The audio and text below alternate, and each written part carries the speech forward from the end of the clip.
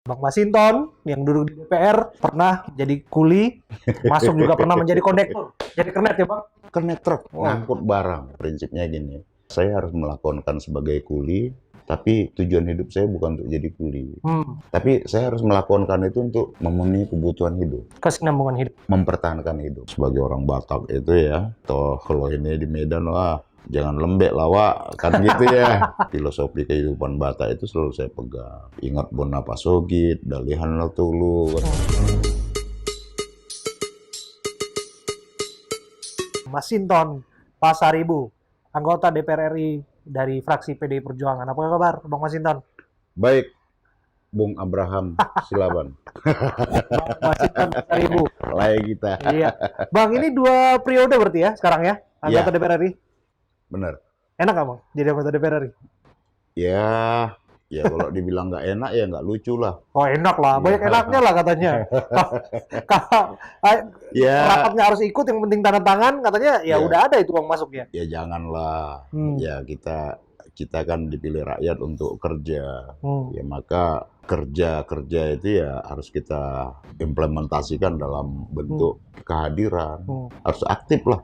Oke. Karena kita dibayar untuk itu. Dibayar untuk itu ya. Iya. Dibayar untuk bersuara jadi saluran untuk masyarakat. Betul. Oke. Bang, tentu saja Bang Masinton ini sekarang ini nggak tiba-tiba langsung duduk di DPR ya Bang? Iya. Dari proses panjang yang dilalui seorang Masinton Pasaribu. Dan banyak juga masyarakat yang nggak tahu siapa sosok beliau. Kalau saya sebutkan tadi, beliau adalah aktivis, beliau sering turun ke jalan, itu benar ya Bang? Ya, dulu ya protes terus lah. Dulu parlemen jalanan ya? Orde Baru ya, parlemen jalanan. Sekarang jadi parlemen Beneran? beneran. Jadi lebih enak parlemen jalanan atau beneran di parlemen sini sekarang? Ya, dua-duanya asik. Dua-duanya asik ya? Iya, kalau parlemen jalanan ya kita nggak ada yang tidak difasilitasi oleh negara. Oke. Kalau menjadi parlemen beneran ya difasilitasi oleh negara. Itu aja bedanya. Oke. Sama bisa kunjungan ke luar negeri. Iya, Itu bonus lah ya? Ya, itu fasilitas tadi kan. Oke. Kalau parlemen jalanan kan ya kita pakai kantong sendiri. Kantong sendiri atau ada yang bandar itu biasanya? Enggak, kalau kita dulu tahun 97 98 itu enggak ada, kita gerak-gerak sendiri, bikin spanduk-spanduk sendiri. Oke. Iya kan? Beli cat-cat sendiri atau pilok-pilok sendiri. Turunan itu berarti Bang? Turunan aja sama teman-teman. Itu kekuatan moral force-nya di situ. Oke. Dan itu asik. Asik ya? Asik. Nah, banyak juga yang tertarik ingin bertanya, seperti apa sih latar belakangnya Bang Masinton ini sesungguhnya? Mungkin banyak juga yang berpikir, kalau duduk di DPR RI itu paling tidak keluarga terpandang itu keluarga.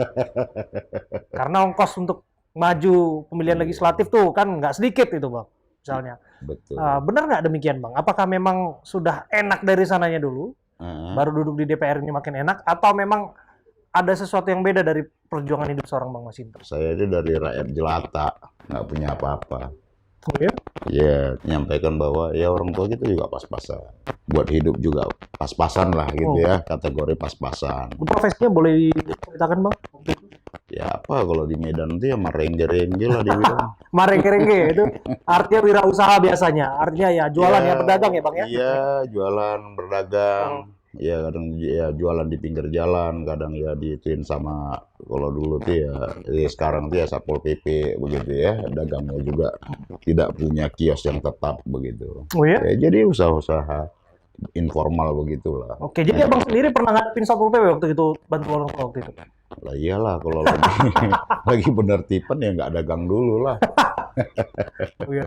Terus Saya sejak kecil itu tidak pernah terpikir saya akan ke Jakarta dan kemudian jadi DPR. Nggak pernah. Dan saya nggak pernah terobsesi lah ya. Maksudnya itu terobsesi ke Jakarta itu nggak pernah. jadi waktu itu cita-citanya apa? Ya saya dulu, orang tua kan di Medan ya. Ya persisnya di daerah Bawan. Merantau kan.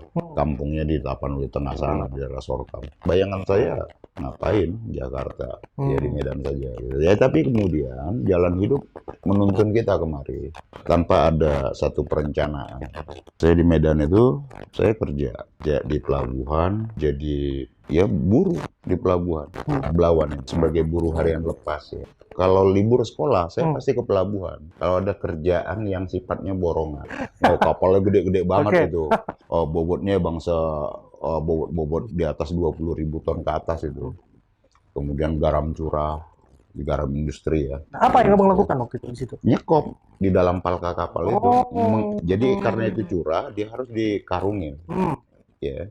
Nah itu disekop, dimasukkan ke karungnya. Kemudian dari karung itu dia dikeluarkan dari palka kapal, dibawa truk ke gudang, kemudian ditimbang di sana. Nah jadi Dapat berapa kira-kira waktu itu, Bang? oh, kalau jam kerjanya itu dari jam 9 pagi kadang sampai jam 12 malam kita. Jadi 9 tergantung. pagi sampai jam 12 malam. Iya.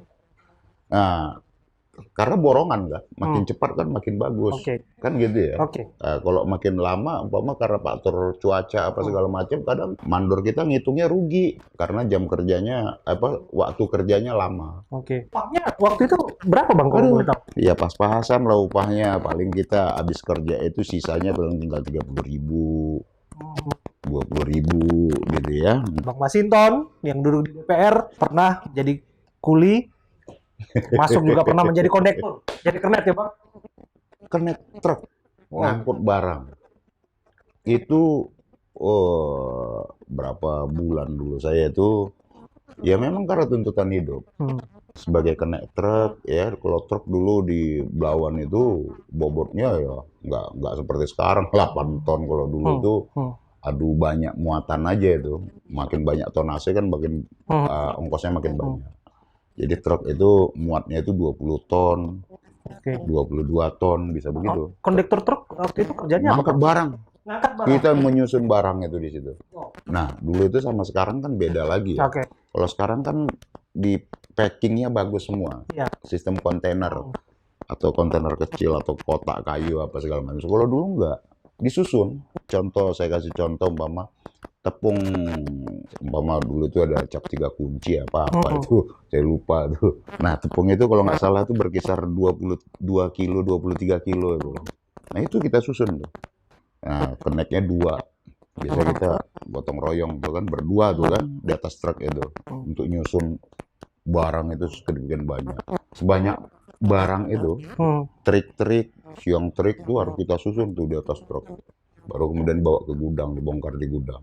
Nah, kalau dibongkar di gudang, kalau kita saya pernah itu, pas jam mereka istirahat, sementara kita harus ngejar rit lagi ke pelabuhan lagi, ya kita bongkar sendiri, kita pikul sendiri barangnya.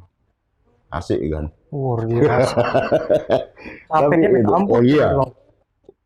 upahnya ya nggak gede, ya tapi harus kita lakonin. Ya, maka fisik kita berotot itu ya bukan karena kita fitness, tapi ya karena tuntutan ekonomi. Nah, itu saya lakukan. Kalau ada borongannya, umpama dorong barang, kita dorong barang. Dorong barang ya, Bang. Jadi kerjaannya bersifat mengandalkan kekuatan fisik. Oh, fisik. Fisik ya? Iya. Kalau saya gini, prinsipnya gini. Saya harus melakonkan sebagai kuli, tapi tujuan hidup saya bukan untuk jadi kuli. Tapi saya harus melakonkan itu untuk memenuhi kebutuhan hidup. Kesinambungan hidup. Mempertahankan hidup. Nah, setelah dari pelabuhan ya, kemudian ada lowongan kerja di pabrik baja. Namanya tuh PT Gunung Gahapi. Nggak tahu kalau sekarang namanya masih Itu di mana, Bang? di daerah kawasan industri Medan. Masih di Medan ya? Iya, dekat Belawan itu juga. Saya jadi buruh di sana.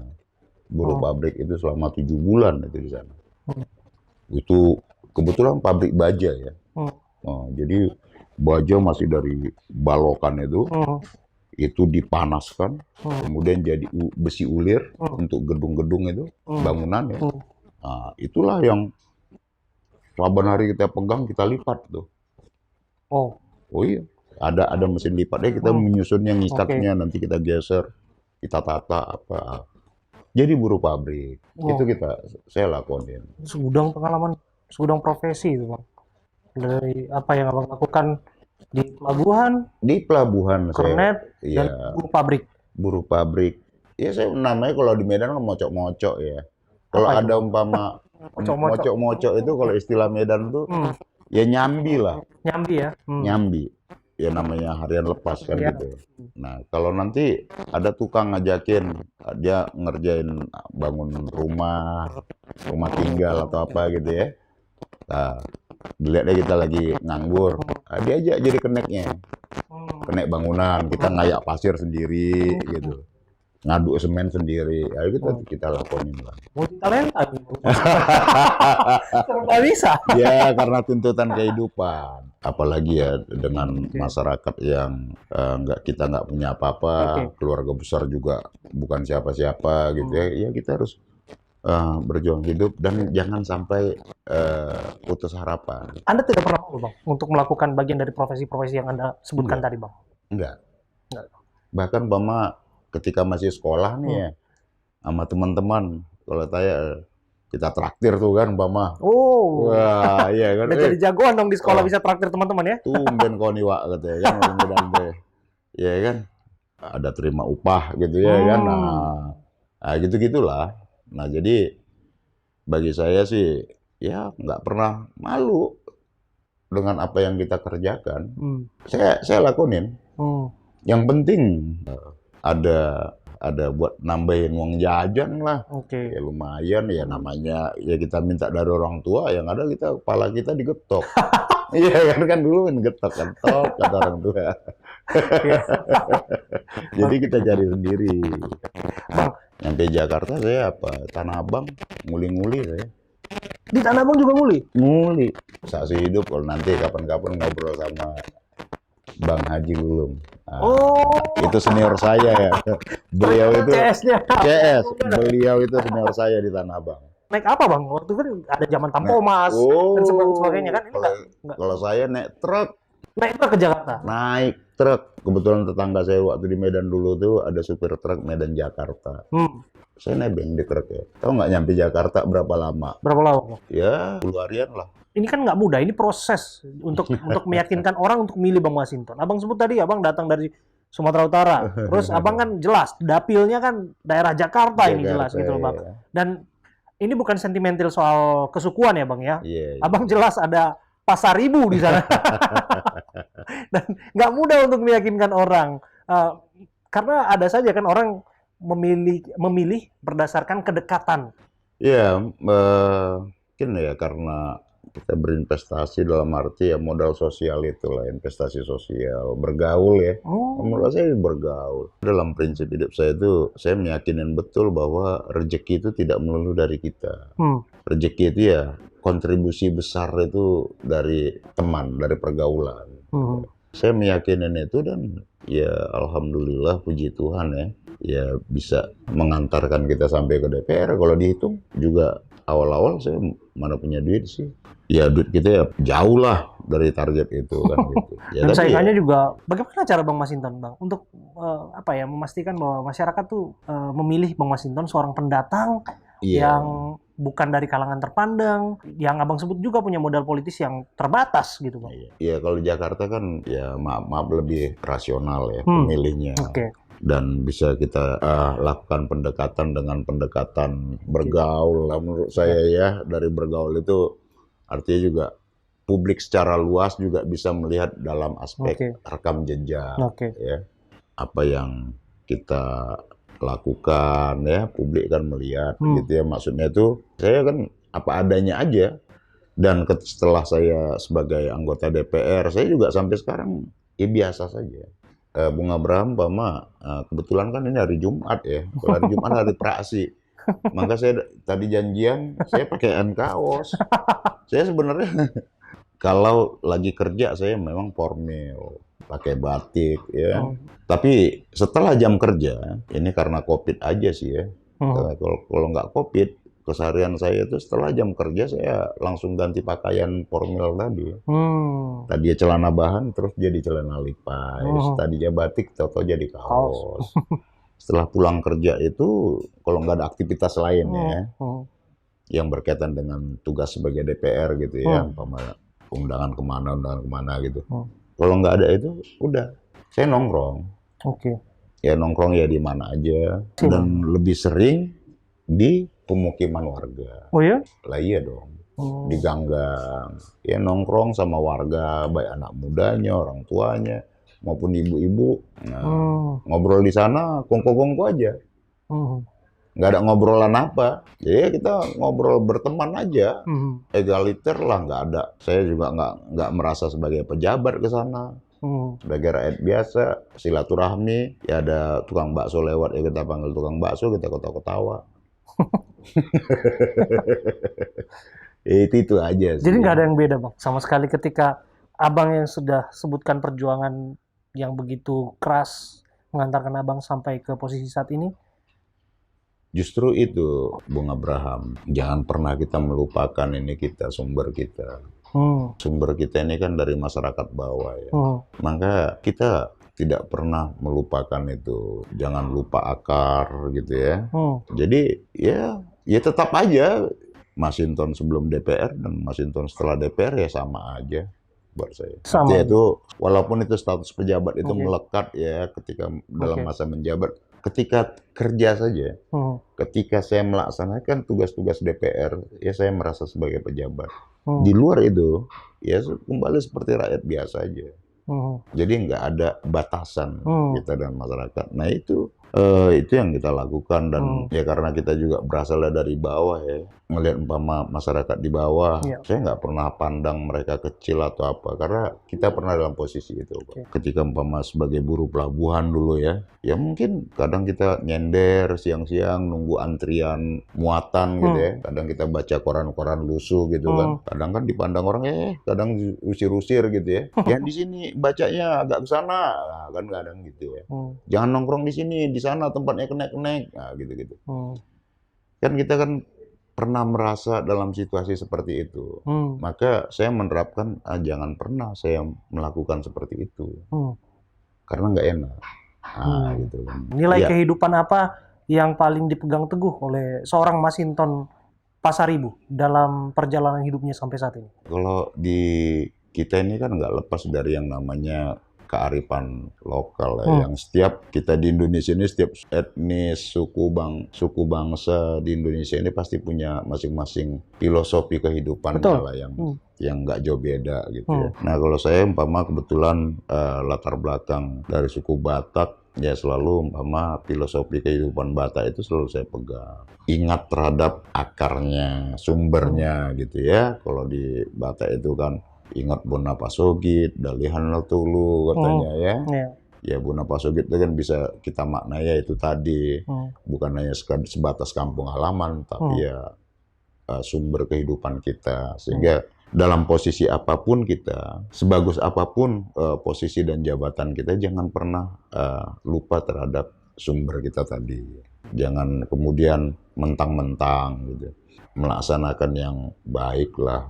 Apa itu kalau dalam Batak itu ada poda katanya, nasihat, ya, tuntunan hidup lah gitu ya. Nah, itulah yang selalu kita ingat. Pernah susah, jangan pernah lupa dengan kesusahan. Gitu. Jangan pernah dalam posisi apapun jangan meremehkan yang lain. Ya kira-kira gitulah. Selalu diingatkan bahwa apapun yang kita milikin itu rezeki yang diberikan oleh Yang Maha Kuasa. Jangan pernah memandang bahwa rezeki yang ada sama kita itu mutlak semuanya milik kita. Harus juga ngerti berbagi. Kan begitu ya.